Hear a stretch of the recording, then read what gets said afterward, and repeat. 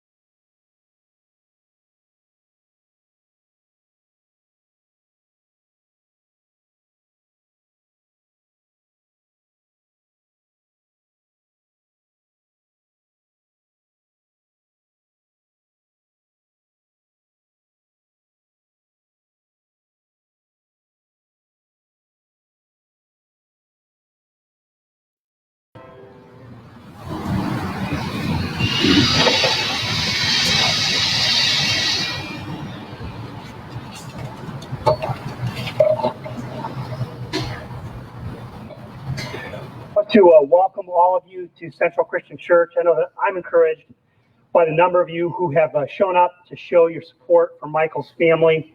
In addition to all of those who are sitting in this area, we have some over here. I know we have some people who are in their cars, and this is an indication of the depth to which your family is loved. I want to thank all of you for being here. I want to thank Littleton and Rue for their services, and certainly those who are here from the United States Air Force. Thank those from Central who have been setting up. There will be a meal after the service. If anyone needs to use a restroom, the restrooms are open in the church, and there are ushers back in that area who can point you in that direction. Michael's family wishes this to be a celebration of Michael's life. As we were sitting around talking about it, I think it was Bree that said she wants it to be a funeral that Michael would enjoy attending. So that is our goal for today. We also want it to be a service that celebrates the very best aspects of Michael's life, his character, and his experience. There are 5 groups that I want my words today to be particularly comforting for today. First of all, would be his parents. Karen and Marvin are obviously the ones who have known Michael the longest, and losing a child is a horrible, horrible loss. Karen and Marvin are two of the best people that I know. The week after Michael died, they were here tending to the flower beds around the church and serving other people. And I know that that was therapeutic for them, but it's also a reflection of the kind of people that they are. And I can't imagine pastoring this church without them. Then his siblings, Todd, Brian, Julie, and Jamie. Next to Karen and Marvin, you've been the ones with Michael the longest. You've loved him as only brothers and sisters can do. I want my words to be of comfort to his wife, Natalie. And Natalie doesn't live here in Ohio, so I haven't had the chance to get to know her, but my understanding is that Natalie fell in love with Michael at around age 13. And their lives went in different directions for a while, but they came back together, and eventually their paths crossed and they married. Natalie, our hearts go out to you, and collectively we thank you for the good years you gave to Michael. Think of his friends. Michael left a wide swath of friends. There are childhood friends here today, friends that he made through his interest in acting and drama and music, friends that he made through his service to our country, and many others. And finally, his children. And I know that my heart is especially heavy for Brianna and for Roman today, who have lost their dad. And I hope that this service provides a measure of comfort. And I hope that you are, I hope that you sense the depth of love for your father and for your family just through the presence of so many people who are here. I'm going to open the service in prayer, and then Natalie's friend Abby will sing a song called Lullaby. Father, we thank you for this moment. We thank you for the opportunity we have to celebrate life. We thank you for the opportunity we have to celebrate love and the fact that we love one another. Father, I lift up those who are hurting today. I pray that your Spirit would be their counselor and comforter. I pray that you would help us to celebrate the good gifts that you've given to each of us through Michael. And I pray that in the days ahead that you would lead us through the steps of healing as we recover from this deep loss. We ask this in Christ's name, amen. And is Abby here? Abby is on her way.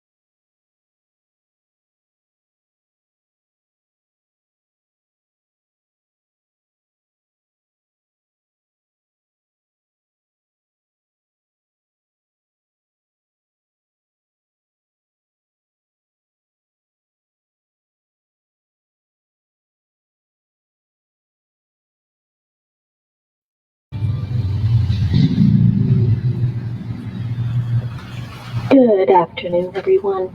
My name is Abby. Excuse me. I'm sorry. I promised I wouldn't cry. So, first of all, I want to send my love to Bree, Natalie, and Roman, and Karen, and Marvin, and the family. There's so many people here that Mike has affected and loved, and he loved us very much, and we're very grateful for that. So, I was going to sing, but I'm saving you the gracious of not hearing me cry through singing. So that's why we just went ahead and played the song. But I do want to read a reading that he had told me that he really liked, and I think is really reflective of him and this time. It's by Edgar Allan Poe. It's called El Dorado. Gaily bed night, a gallant knight in sunshine and shadow, had a journeyed long, singing a song in search of El Dorado. But he grew old, the night so bold, and his heart a shadow fell as he found not a spout on the ground that looked like El Dorado. And his strength failed him at length. He met a pilgrim shadow. Shadow, he said, where can it be, this land of El Dorado? Over the mountain of the moon, down the valley of the shadow, ride boldly, ride, the shade replied, if you seek El Dorado. And I hope Mike has found El Dorado. I love you guys so much.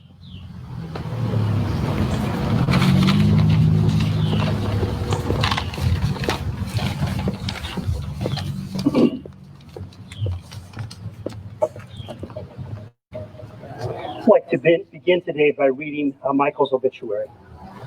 Michael Lee McDonald, 56, of Tennessee, formerly of Springfield, passed away on Saturday, May 9th, 2020. He was born on April 29th, 1964 in Springfield, the son of Karen Scott and Marvin E. Riley. Michael graduated from Kenton Ridge in 1982. During his teenage years, he was involved with the Maple Lane Players. Michael loved acting, and immediately after graduating high school, joined the Great Lakes Shakespeare Company in Cleveland and spent the next 2 years acting in various dinner theaters. Michael then enlisted in the United States Air Force, serving 6 years in 4 different branches of service and 14 years in the reserves. During his military service, he studied biomedical engineering and later began a 23-year career working for General Electric. He is survived by his parents, wife Natalie Roman McDonald, daughter Brianna McDonald and nephew Lippincott, son Roman Michael McDonald, siblings Todd McDonald, Brian McDonald, Julie Heath Lambert, and Jamie John Hauser, and several nieces and nephews. Michael was adventurous and fun-loving and will be missed. Before I talk specifically about Michael, I want to say a few words about grieving a death as a result of suicide. It's one of the most difficult deaths to grieve. It's hard for lots of reasons. One reason it's hard is the person is often young. Oftentimes they die when there were many good years ahead of them that are cut short. But I think the hardest part of grieving this type of loss are all of the questions, the why questions and the what if questions. It's a normal part of grieving a loss like this that is always experienced. One of the questions is, could I have prevented this from happening? I've done a lot of reading on suicide this week in preparation for the service, and I've discovered that suicide is an impulsive, spur-of-the-moment action. There's a big study at Harvard University that found that when a person decides to end their life, roughly 30 minutes elapse before the action takes place. A very brief window of opportunity, and it's often impossible to do anything that would prevent the action. Another question that people often wrestle with is how could this have happened knowing the pain that it would create? One source read, such people generally are not thinking about the pain and anguish their death will cause their family and friends. At the moment, they can only see their own pain. Then another difficult thing is that so often people remember sharp words or arguments. It's important to remember that sharp words and arguments are part of life, and they don't cause suicide. If they did, most of us would have died long ago. Mental illness causes suicide. It's the 10th leading cause of death in America. 95% of people who commit suicide have a diagnosable mental illness. You can't run a marathon if you are having congestive heart failure. And many times you cannot think your way out of suicide if you are severely depressed. Michael died of an illness every bit as much as a person who dies of a heart attack. But before Michael died, he lived. And that is where the rest of our focus will be today. One of my favorite parts of being a pastor is often planning funerals, because I get to sit around with family and friends and hear the stories of a person's life. Sometimes planning a funeral is miserable because they give me very little to work with. I remember doing a funeral one time for a family, and the only thing they could think to tell me is that the deceased person loved cats. It was difficult to do a lot with that. This funeral is nothing like that. There were so many stories and so many memories and so many things to laugh about, it's difficult to condense them. In spite of the fact that clinical depression was a big part of Michael's life, much of the time he beat it, or at least he held it at bay. And that is not just a testimony to Michael's character and strength, it is a testimony to many of you. You helped Michael enjoy a rich life, one that generated many good memories and fostered lots and lots of friendships.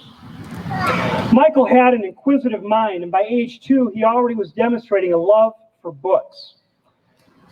For a while, Michael tried to follow the crowd, and for a young boy, that meant sports, an area where Michael wasn't particularly gifted. His small size put him at a disadvantage in middle school football. His older brother, Brian, would make the tackle, and when everything was under control, Michael would come running up from behind and jump on top of the pile. Michael soon gave up on following the crowd and developed his own particular style. He got an unusual haircut and attended class wearing a 3-piece suit and a tie. The other kids had book bags, but Michael carried a briefcase. That kind of reminds me of another Michael. I couldn't help but think of Michael J. Fox in Family Ties as I thought of that image with him in a suit and tie and a briefcase. From a very early age, Michael was an entertainer.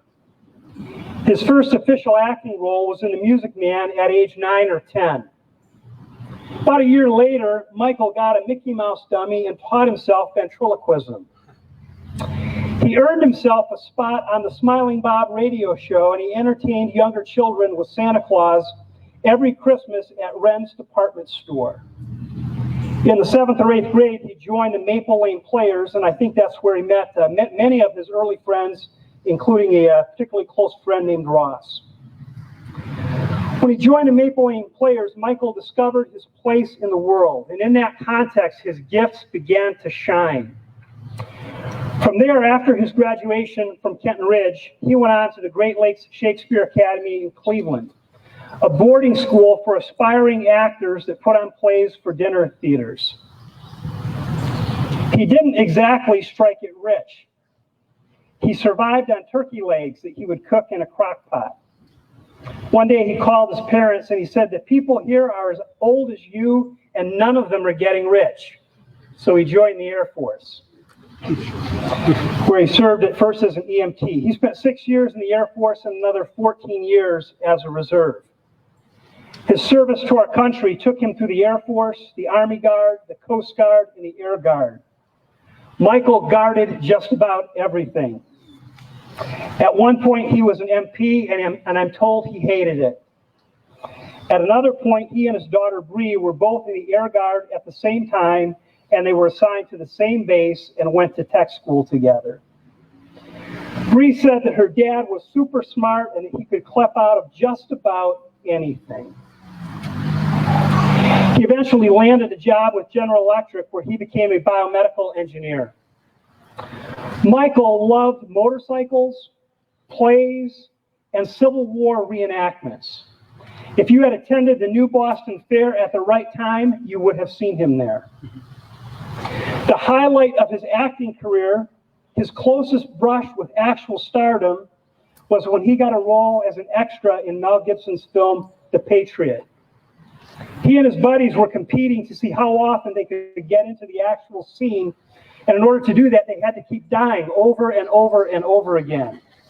Michael would die over here, and then he would get up and run and die over there, trying to cement his career as an actor.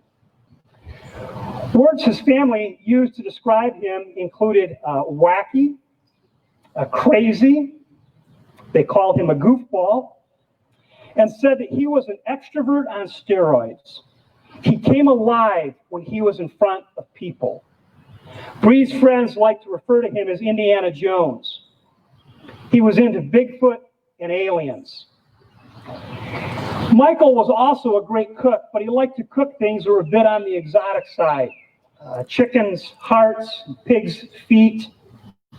His family said that he absolutely loved animals, but had no problem killing them and eating them. Bree raised bunnies, and sometimes one or two would go missing because Michael ate them. But when Michael wasn't eating your animals, he just wanted to be happy and at ease. He just wanted people to be happy and at ease. He thrived when he had opportunities to make people laugh. And all along the way, he battled mental illness. At times, he would be deeply depressed. At other times, his mania caused him to do harmful things. Things that were harmful to himself and harmful to those he loved. In a sense, those closest to Michael were also victims of mental illness. Not their own, but Michael's. I've been around mental illness enough to know that you are faced with many, many difficult times due to Michael's highs and lows. Bree joked about a time during a high that Michael went out and bought a herd of alpacas. It's good to laugh about some of the funny things that have happened, but I know that it must have been exasperating and painful and difficult for Natalie and for Brianna and for Roman at times. While Michael lived to make other people laugh, true happiness often eluded him. We talked about his likeness to people like Robin Williams, incredibly smart, gifted, and talented people who are loved by everyone, but internally haunted by the demons of mental illness. Multiple hospitalizations were unable to fix that. Mental health professionals were unable to fix that. Numerous rounds of medication were unable to fix that. And as much as his friends and family would have liked to, it was impossible for any of them to fix that, and it wasn't for a lack of effort. Michael lived with a terminal case of mental illness, and eventually it took his life. And there is nothing that any of you could have done to change that. But there is something that you can do now. You can honor Michael by taking good care of your own mental health. We can honor Michael by advocating for the mentally ill. You can honor Michael by not blaming yourselves and not blaming one another for something that none of you could have prevented. You honor Michael by taking the very best aspects of who he was and making them a part of who you are. I'd like to read a passage from Ecclesiastes chapter 3. And then the family wanted there to be a time when people could come and offer their own tributes to Michael.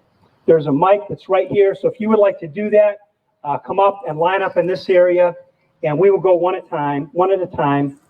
And while you are thinking of things that you might like to say, let me read a passage that was picked out by Michael's family, Ecclesiastes 3, verses 1 through 8 and verse 11. There is a time for everything, and a season for every activity that is under the heavens. There is a time to be born, and there is a time to die. There is a time to plant, and a time to uproot plants. a time to kill and a time to heal, a time to tear down and a time to build up, a time to weep and a time to laugh, a time to mourn and there's a time to dance, a time to scatter stones and another time to gather them together, a time to embrace and a time to refrain from embracing, a time to search and a time to give up searching, a time to keep and a time to throw away, a time to tear and a time to mend. There's a time to be silent and there is a time to speak. There's a time to love and there's a time to hate, a time for war and a time for peace. God has made everything beautiful in its time. He has also set eternity in the human heart, yet no one can fathom what God has done from beginning to end. Now, if any of you would like to share a memory or offer a condolence to the family, this is your opportunity, and you can come up to the spot right now so that everyone will be able to hear you. Move that mic over, would you? Thanks, Carl.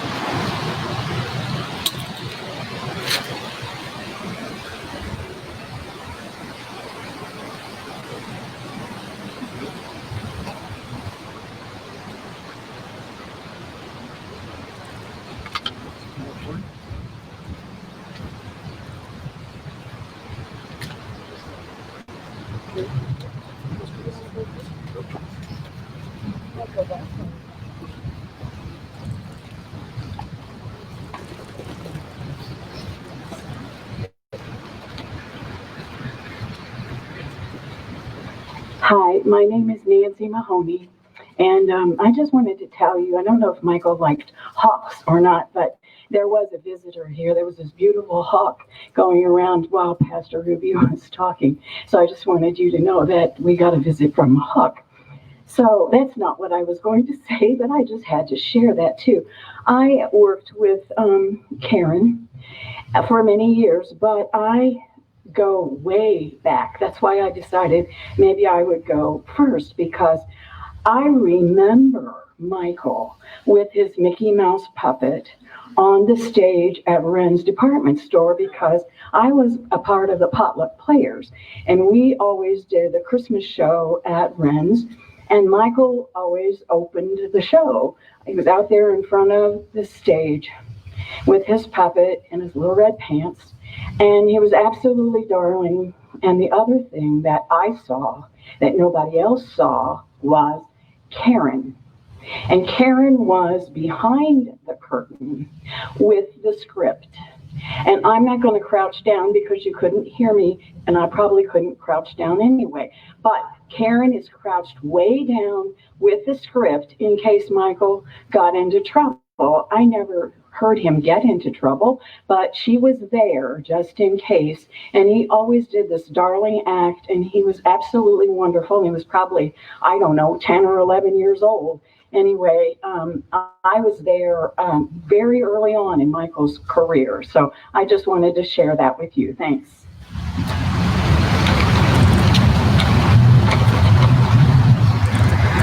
I'm Larry Caressel, and I met Michael at Kenton Ridge High School in 1981, and he may have single-handedly changed my life. He got me involved in theater. He pulled both of my arms until I finally agreed to audition for the Maple Lane Players, which also was quite a life-changing experience.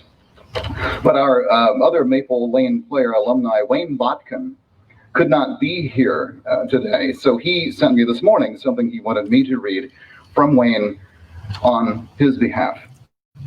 So Wayne says, in life, there are some bigger-than-life characters who, at precisely the right moment, join your life. And Michael is one of those guys for me, and I know so many others as well. The moment we met at a Maple Lane Players open house event in the spring of 1979 is engraved in my mind. Michael had been assigned as one of the hosts to greet new kids, introduce and show them around. I was standing over by the fence next to the field by the barn. He came up to me and said, "Hi, I'm Michael. What's your name?" I can still picture Michael's playful, intensely inquisitive, if not mischievous grin whenever he asked questions. He wasn't just after my name. he was up to something. I said, "Wayne," he said in his big theater voice, projecting for the entire place to hear. I'm not sure if he could hear them, but I thought they could. "Wayne? Well, what's your last name?" I slowly said, "Botkin." He repeated it back. "Botkin? Wayne Botkin." He said it a few more times to himself, and he asks me, "What kind of name is that?"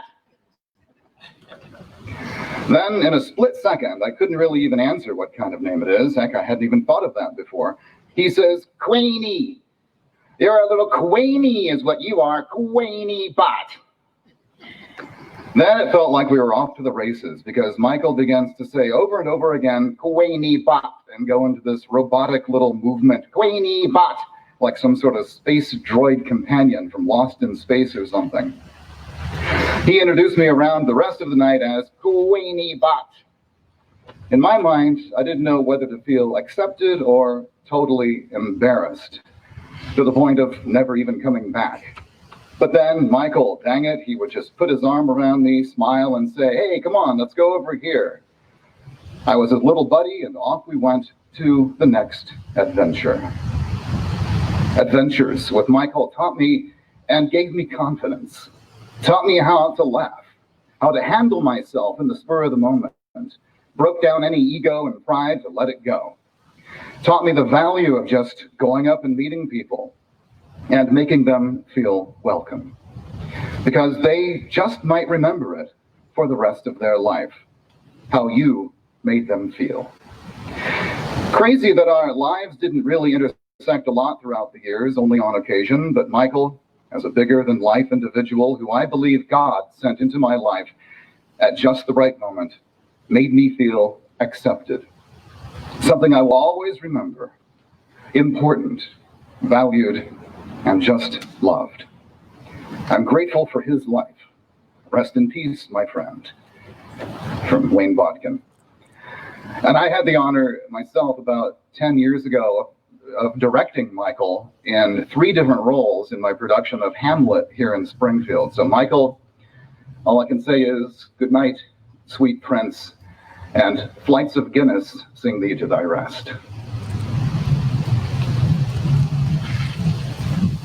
I'm Ron Weber. I taught drama and English at Kenton Ridge, and I came in '81. He wasn't there. He was off with Maple Lane, but he ended up in my second semester drama class. And for some reason, we read The Bald Soprano. And he went off, and everyone would be laughed about how funny it was, how bizarre. It's theater of the absurd. I mean, there are sentences that make sense, but don't add up and don't make sense for the characters. But he went nuts. And so we did this show in front of the group, and in front of the choir and drama horsemen, or we had, but he just went nuts. And I wanted him to do more things, but he was gone. He came back, he went away to all these other adventures, and came back here, and I kept asking him to be in shows. Well, sometimes he would, sometimes he wouldn't.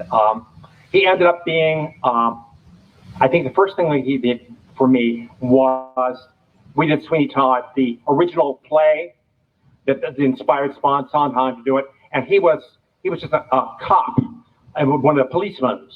But he didn't have any lines, but he did stuff. He made himself a character. I was trying to get all the people to not just be bland gobs of people. He was a person, you know. I did stuff at the Fair at New Boston every year, and I kept trying to get him that. Finally, the last year he was here, we did a show called Crispin, which is like 1840 something or other, and he was Crispin, and he was incredible, just incredible. Also, he did. We did Count Dracula. He was Renfield. If you know the movie, the Dwight part, the guy who's an apprentice ghoul who is not up to sucking blood from people, but is into bugs. And he was phenomenal. I can't believe how great he was. People went nuts watching this guy. He was perfect. And I really miss him. I couldn't believe when I heard this. He never showed me any erratic behavior at all. He was just the wonderful person to direct and to know. Thank you.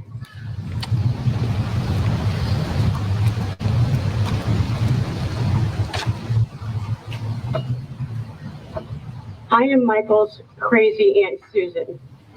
I don't know how I got that nickname. But anyway, I like to think that Michael Lee got some of his talent from my brother Michael Beekman, who was also very active in theater around Springfield, he's now deceased. One funny story, I think you all read it on his Facebook, when he and Todd and Michael and Brian were little, Karen had me babysit. Big mistake. I would take them to haunted houses and tell them about spook stories, and they were all, I think Brian must have cried a few times, not Michael. He went right in there. He was cool about it. And then I tried to drop him off at the dog pound and told him that was your new home.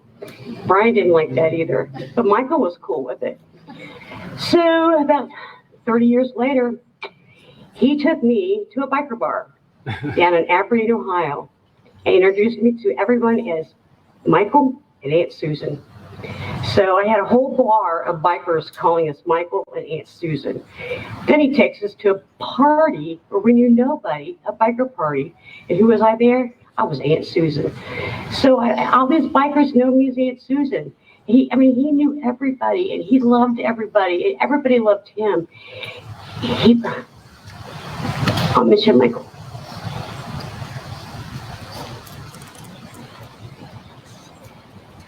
Hello, I'm Lynn Adele Mertis, and I first met Michael when he was 12 years old, and I was starting to teach a creative dramatic workshop at school, and in comes this young man, and I'm telling you, he's jumping and he's skipping, and you know how hyperactive Michael was when he was only 12 years old. That child's just bouncing off the walls, you know, and as a teacher, I'm kind of thinking, well, how am I going to harness all this energy? But he was so enthusiastic and so cooperative. And I felt over the years he would just do almost anything to please me as a director. And of course, there were lots of shows that came along that Michael starred in. It was such a joy every time to work with him. Of course, he did a show for us, Romeo and Julio. Now, you can tell that's kind of a strange name. And so he loved anything like that that was just a little bit odd and different. You know, he could get into those kinds of roles. So he liked that. By the time he went on to Kenton Ridge, the other students could really see that he was exceptional. You know, that he could act and sing and dance. He could do it all. And always just so vibrant. I think that's a really good word. He was vibrant, it seemed like, all the time. As a single mom, I was needing babysitters, you know, for my children, and I'm really happy that they're here to honor Michael today, too. So Michael was such a fun person that Wendy and Christopher were like, oh, yeah, let's have Michael sit for us, because, you know, I still had to go take classes and try to get some steps beyond my bachelor's degree. So yeah, here we come, Michael, and sometimes friends. And of course, you know what would happen. They would play and carry on the whole time. And then when Michael would see my car come in the drive, he'd go, hurry up and get in bed, you know. And of course, I would come in and he'd say, oh yeah, they've been asleep for 2 hours, you know. So, but he was one of my favorite babysitters. And thank you to the other ones of you that I see sitting out there, because they enjoyed you very much.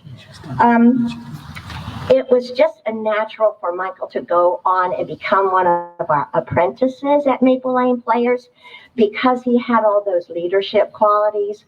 And I was very glad to hear other people speak of how kind he was and how he would welcome the younger kids to Maple Lane, just like Wayne, you know, just like Larry. Michael was just, who are you and how are you and why are you here? And so that was good. And so they all began to really recognize that leadership in Michael. And I just want to say there are some other apprentices from Maple Lane sitting out there. And if I did not tell you 40 years ago, I am telling you now, you were all marvelous. You were marvelous.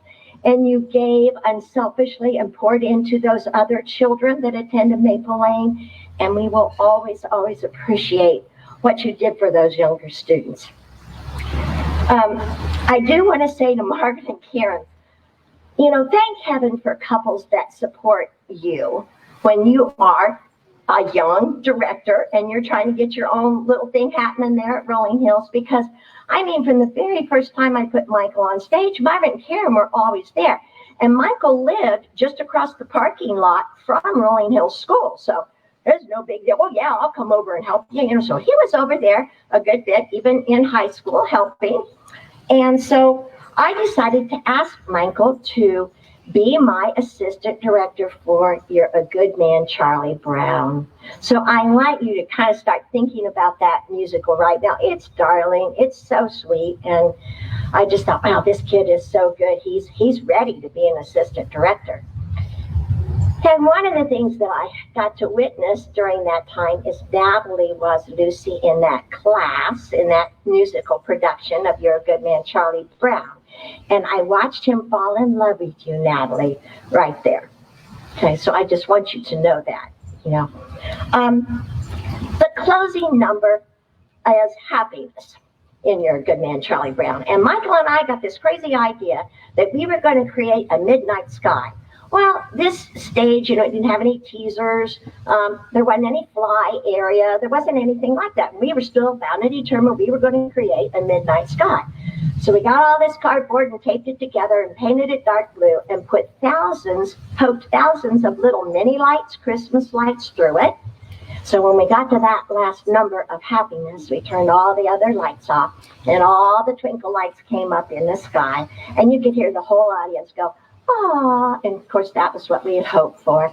But he was part monkey because he got up on that tall ladder and he was just so fearless. And I'm like, oh Lord, please don't let this guy fall off this ladder, because he was going to hang the whole midnight sky. And he did, with me being chicken down at the bottom of the ladder holding it. And Michael's up there crawling around like a monkey putting the whole thing up. So, you know, he just truly was fearless. But the closing lines of Happiness are that happiness is anything or anyone at all that's loved by you. And I just want to say, Michael, so many of us loved you.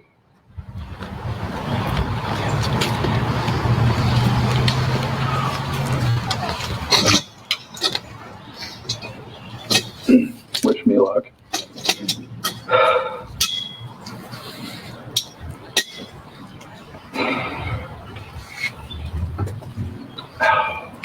My name is Ross Fillmore.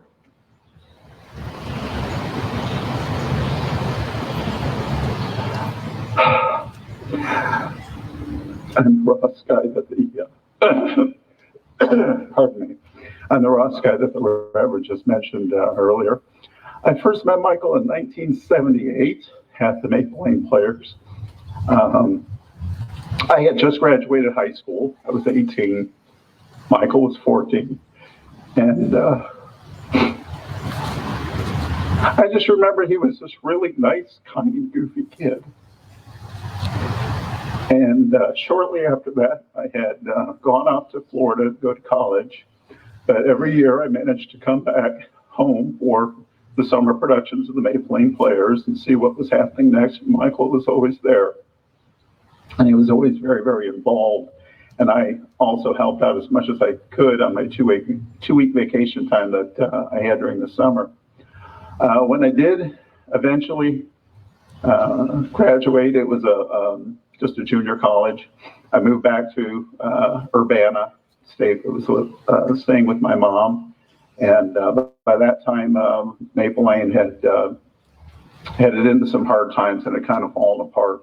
But I got to know so many people during that time. Of course, Liddell, the Romans, Natalie, Marty, John, and Joanne, and of course, Karen and Marv.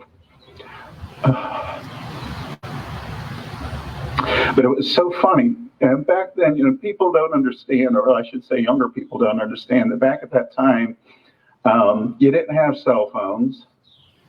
You didn't have, you had to pay for long distance, so it was very, very expensive. So we never would contact each other as far as getting together. It was always, he would just show up at my mom's door in Urbana and say, hey, let's go do something. And then we would go out and do something. And he always managed to find me somehow, and we would go out and just do fun stuff. There was one time, that sounds a little naughty, but I can remember this distinctly. Showed up my door in the middle of the afternoon. He had this old pickup truck and a couple of six-packs, and he says, "Come on, let's go." So we're there, driving down the road, the country roads. Roman, do not do this. Driving down the country roads between Urbana and Springfield, and we're just like drinking these beers and throwing them back behind us into the bed of the truck.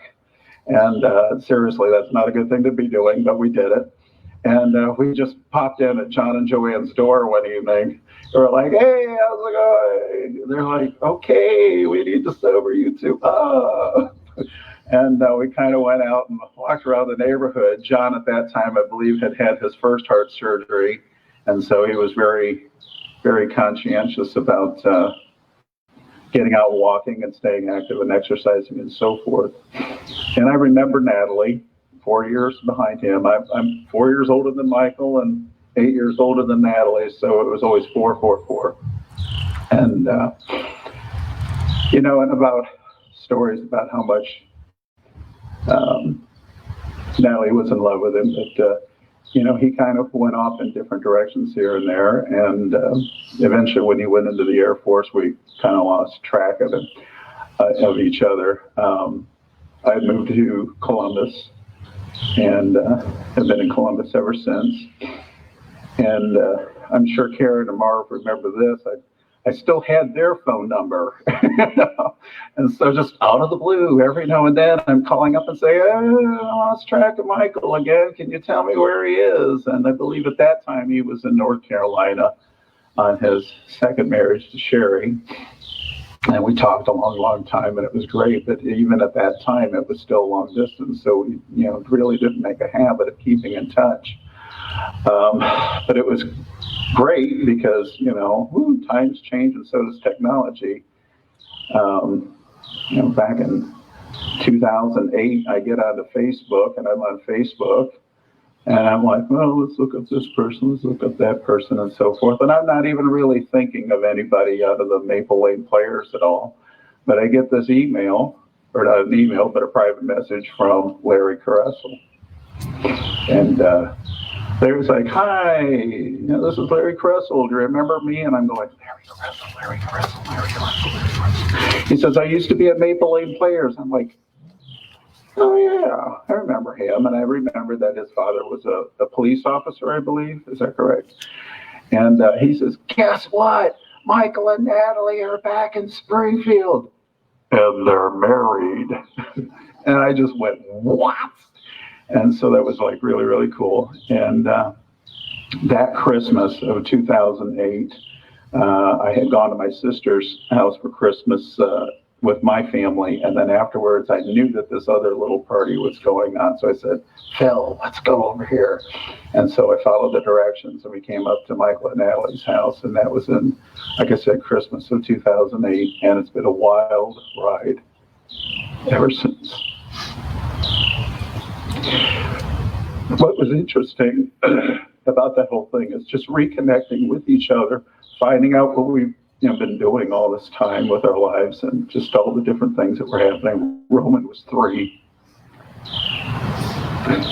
And basically we found out that there were a lot of things that we did have an interest together, ghost hunting and Bigfoot and aliens and just, all this metaphysical, spiritual stuff and all this real wild and crazy things. And so it was really, really kind of fun. And, he was the one that took me to the Mothman Festival down there in West Virginia. And if you ever get the chance to go, it's a lot of fun. Have like all the t-shirts and everything.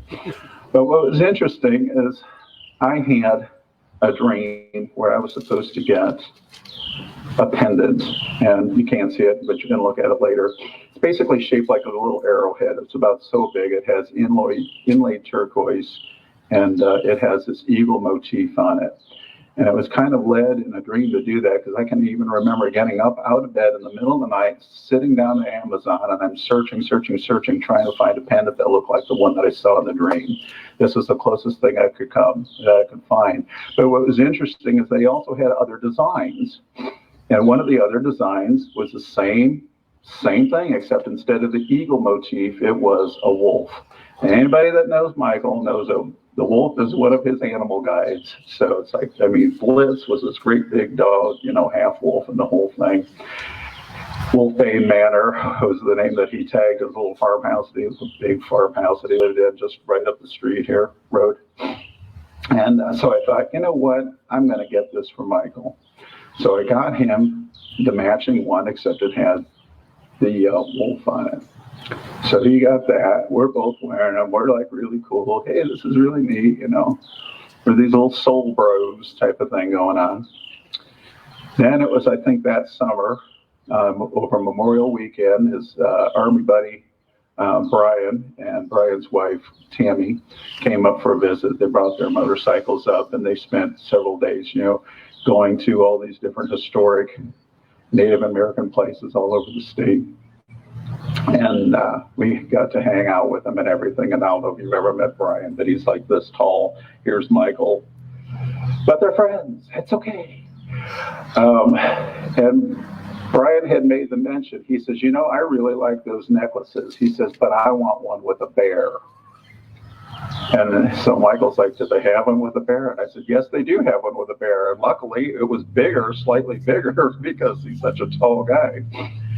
So we got the one with the bear for Brian. Then it was later on, I believe that summer, Brianne says, Daddy, I want to come to Ohio.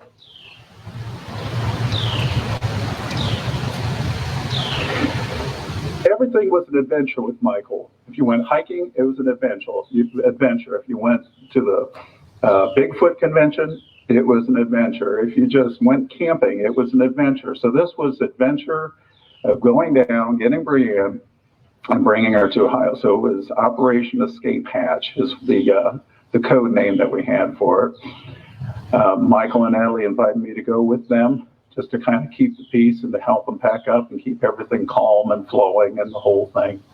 So we're down there, and we were able to meet up with Brian and Tammy and some of his other friends. Well, one of his other friends was a guy named Steve McMahon, and Steve was the one that Michael trained to replace him at GE Healthcare, I believe is what the association was.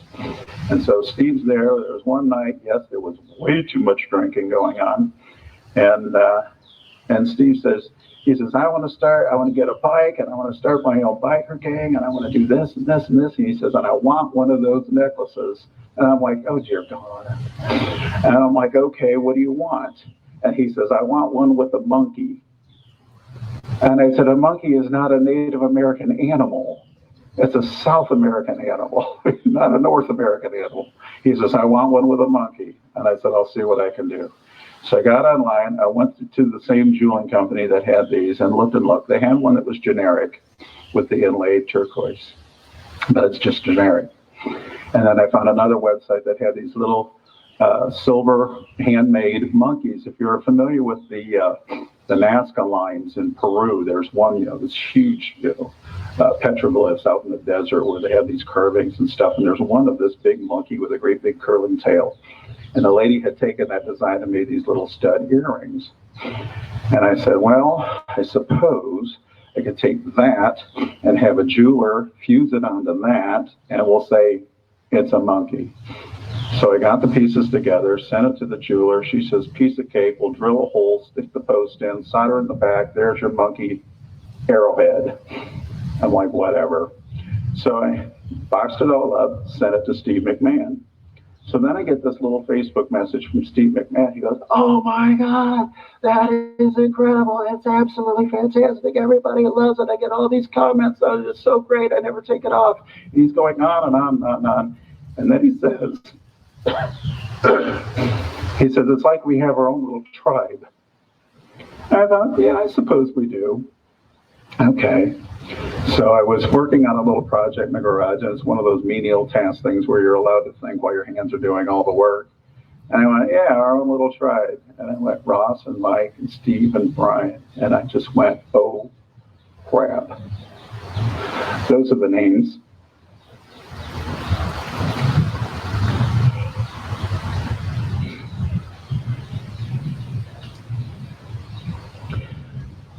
those are the first names of me and my brothers.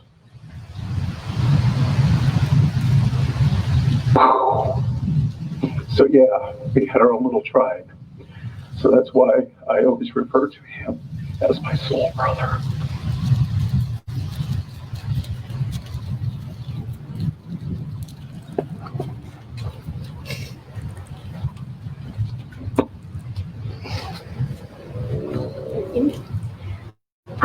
Hi, I'm Patty Beekman. I just at the spur of the moment decided I wanted to say something. And as I was walking down the sidewalk, Susan was talking about my Michael Beekman, who is Karen's brother, Michael's uncle. So I first met Michael when my Michael and I were dating, and I guess he thought it was fairly serious because he said, Patty, I want you to go with me to meet my sister Karen and my men, because he always talked to me about Michael, Todd, and Brian being his men. So that's when I first met them, and that was probably 1970. So they were, young. And then Michael really shared a lot of things. As Susan said, Michael was an actor in community theaters after high school and later. And of course, you've heard about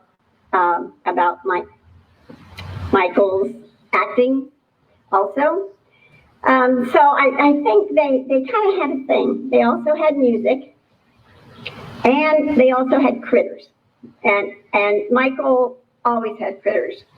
When we had a house in coastal Carolina, and that's when he was living there, and Brianna was just little. I remember she used to come over to our house, so Michael and I went over to his house, and he had all these makeshift cages everywhere. I mean, he and my Michael, they had pheasants and guineas and just different things, lots of different things. However, Michael McDonald really trumped my Michael because he had a potbelly pig in the house. And but they had that. And then when my Michael died in 2010, he took some of the chickens and our peacocks. So I wore my peacock skirt today. But he took the peacocks. We had the most fun. He came over to our house, and we're out in the gazebo, and he is telling these hysterical stories about, almost unbelievable stories about his hunting and his military service. And I believe he told us that he was hunting. He was up at a blind, and somehow he shot his toe. And I don't know the whole story about that, but I think that was one of the escapades. But anyway, he was unique. Michael was just so unique. He just had such spirit and just such love of life. It just exuded all the time whenever he was there. So what else was I going to tell you? This is just rambling. Then I met Brianna, and I hadn't really met Robin until Zach's graduation party. And I met Roman, and I went, oh my goodness, it's a clone. This is Michael. He was so unique also, and just incredible and just wonderful. So I have wonderful memories. I remember Michael would talk to him and talk about him and talk about what he was doing at the time and so on. And now I have the comfort that I hope you should all have the comfort, because now Michael is with God and he is with his Uncle Mike. And that's very comforting. Thank you.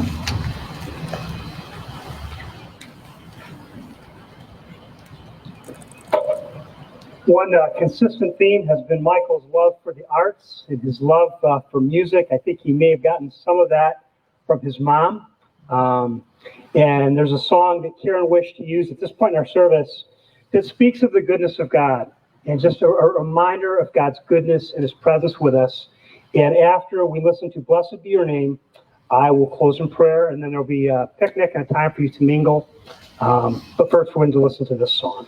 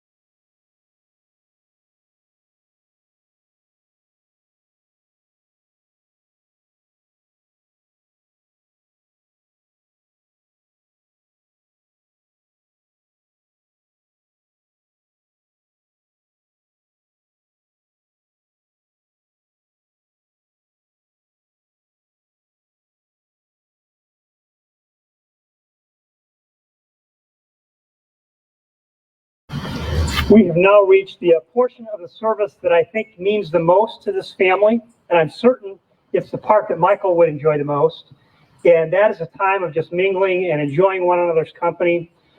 Folks from our church have prepared a meal if you're able to stay for that. Let me close with a prayer. Father, we thank you for this day. We thank you for Christ our Savior. We thank you for your grace and your goodness.